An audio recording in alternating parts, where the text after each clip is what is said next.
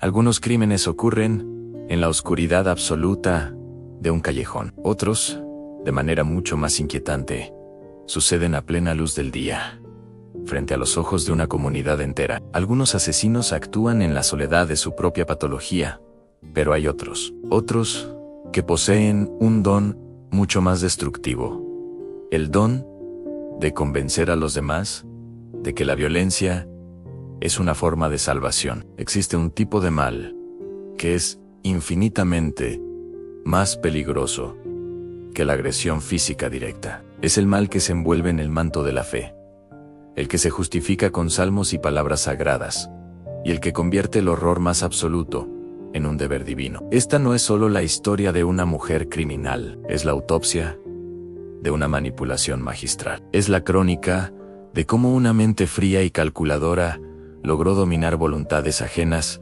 romper conciencias y empujar a un grupo de personas a cometer actos que desafían la imaginación, todo bajo la creencia de que estaban sirviendo a un poder superior. Su nombre era Magdalena Solís, y la historia criminal de México la recordaría para siempre con un apodo que aún hoy hiela: la sangre, la sacerdotisa de sangre. Antes del culto, antes del miedo y antes de que su rostro ocupara las portadas de los periódicos, Magdalena Solís era aparentemente nadie. No nació en un entorno místico, ni fue criada en una cuna de rituales antiguos. Magdalena era una mujer que habitaba los márgenes de la sociedad en el Monterrey de finales de los años 50.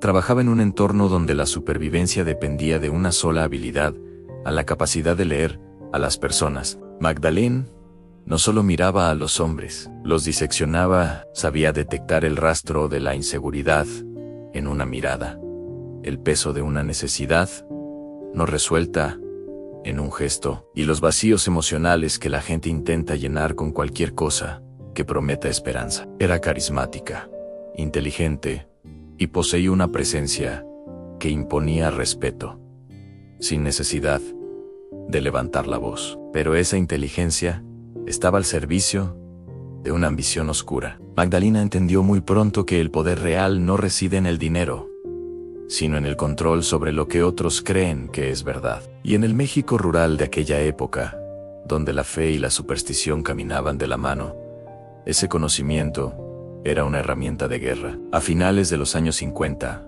el destino, o una planificación meticulosa, llevó a Magdalena a cruzarse con dos hermanos Santos y Cayetano Hernández. Estos hombres no eran criminales de alto vuelo, eran estafadores de poca monta que operaban en una pequeña y aislada comunidad llamada Yerba Buena, en el estado de Tamaulipas. Yerba Buena no era más que un puñado de casas de adobe perdidas en la aridez del desierto, un lugar donde el tiempo parecía haberse detenido y donde la pobreza era tan extrema como la falta de educación. Los hermanos Hernández habían logrado convencer a los habitantes del pueblo de que ellos eran profetas, mezclando retazos de catolicismo con rituales prehispánicos mal interpretados. Sin embargo, los hermanos tenían un problema: su mentira se estaba agotando. Los aldeanos empezaban a exigir pruebas de su divinidad. Necesitaban una señal, una presencia que validara sus promesas de tesoros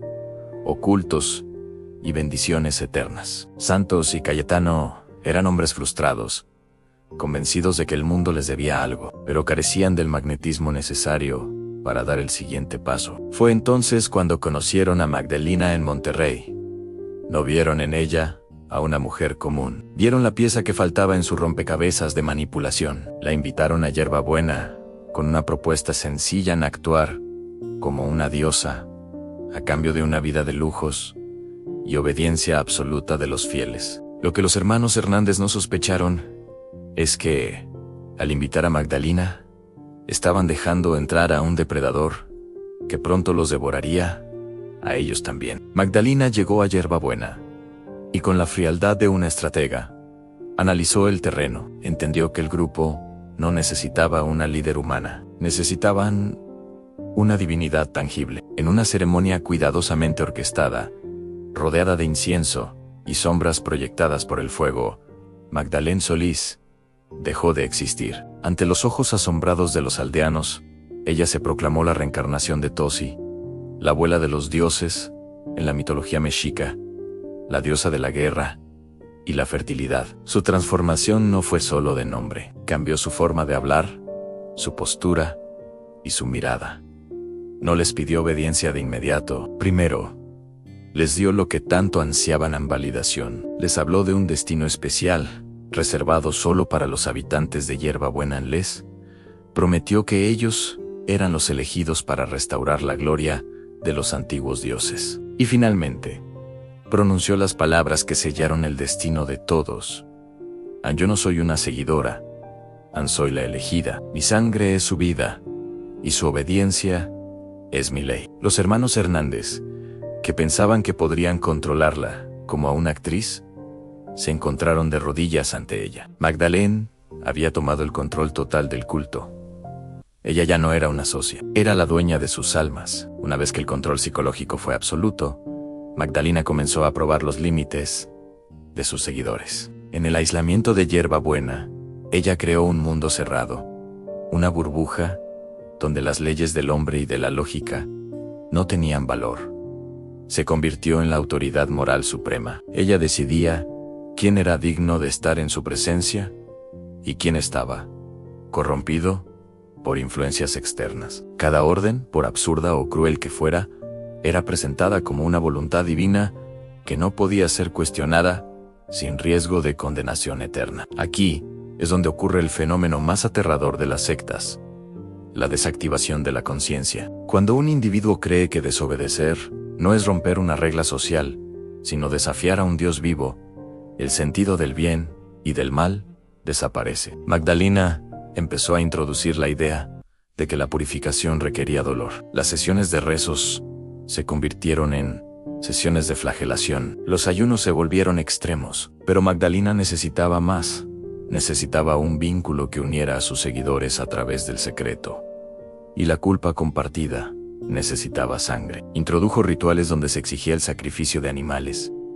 Pero pronto, eso no fue suficiente para satisfacer a la diosa Tosi. La violencia dejó de ser vista como un crimen para ser narrada como un ritual de poder. Y cuando la violencia se vuelve sagrada, el asesino deja de sentir remordimiento. Siente que está cumpliendo una misión. Entre 1959 y 1963, el horror se instaló definitivamente en Hierbabuena.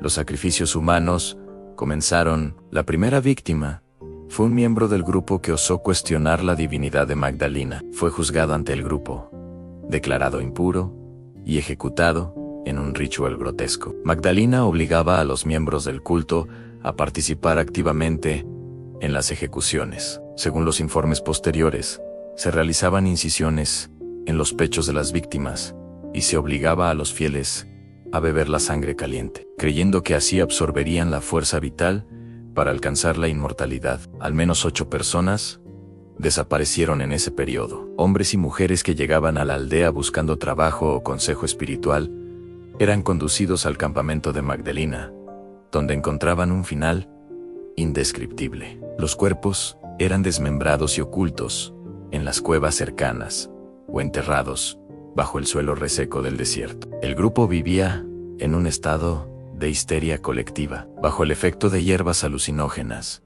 y el constante bombardeo psicológico de Magdalena. Los seguidores ya no veían cadáveres, veían ofrendas. Magdalena Solís reinaba sobre una montaña de huesos, convencida de que mientras corriera la sangre, su poder sería eterno. Pero ningún secreto es eterno, ni siquiera en el corazón del desierto. Los rumores de desapariciones constantes empezaron a filtrarse hacia las ciudades cercanas. La Policía Estatal de Tamaulipas comenzó a investigar lo que inicialmente parecían casos de bandidaje, pero los hilos conducían siempre hacia Hierbabuena. En 1963, un oficial de policía, llamado Luis Perales, que investigaba la desaparición de un joven, llegó a la aldea. Lo que encontró no fue una comunidad de campesinos, sino un grupo de personas con miradas vacías que se negaban a hablar. Tras una inspección más profunda, y gracias a la confesión de un desertor del culto, que ya no podía soportar el horror, las autoridades organizaron una redada masiva. Cuando la policía intervino, esperaban encontrar resistencia armada o caos absoluto. Lo que encontraron fue mucho más perturbador en orden. Encontraron una estructura ritual perfectamente organizada y seguidores que, lejos de estar asustados, defendían a su diosa con un fanatismo ciego. Magdalena Solís fue capturada en su altar.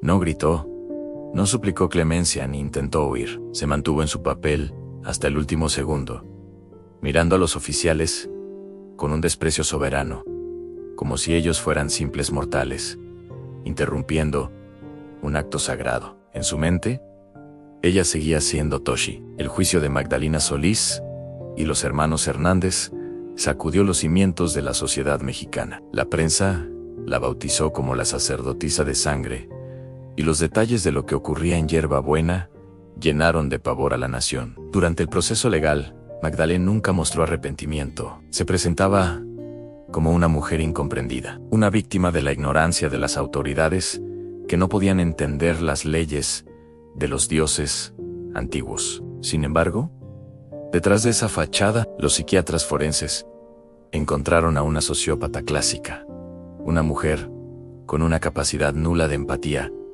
pero un intelecto superior para el control. Fue condenada a 50 años de prisión, la pena máxima en ese momento. Al ser trasladada a la cárcel y quedar aislada de su círculo de adoradores, algo ocurrió. Sin el espejo de sus fieles, que le devolvía la imagen de una diosa, la figura de Magdalena se desmoronó. La diosa Toshi volvió a ser simplemente Magdalena Solís, una mujer envejecida y sola, atrapada en una celda de piedra. El caso de Magdalena Solís es una de las páginas más oscuras de la criminología, no solo por la cantidad de víctimas o la brutalidad de los rituales, sino por lo que nos enseña sobre nosotros mismos. Es un recordatorio aterrador de que no se necesita un arma para destruir una vida. A veces, basta con manipular una creencia. El mal más efectivo no es el que te obliga mediante la fuerza, sino el que te convence de que su voluntad es la tuya. Magdalena Solís fue una maestra de esa técnica, una mujer que supo convertir la fe en un arma de destrucción masiva. Su historia es una advertencia eterna sobre lo frágil que puede ser la mente humana cuando se enfrenta a alguien que promete respuestas absolutas a cambio de una entrega total. Porque el verdadero peligro no siempre lleva una máscara de terror. A veces, lleva una corona de divinidad y asegura hablar en nombre de los cielos mientras te conduce directamente al infierno. Gracias por acompañarnos en este nuevo expediente de Archivos Oscuros. Si este caso te ha perturbado tanto como a nosotros, no olvides suscribirte y compartirlo con aquellos que se atreven a mirar a la cara del misterio. Nos vemos en el próximo caso. Y recuerda, nunca dejes de cuestionar a quien te pida que cierres los ojos para poder ver.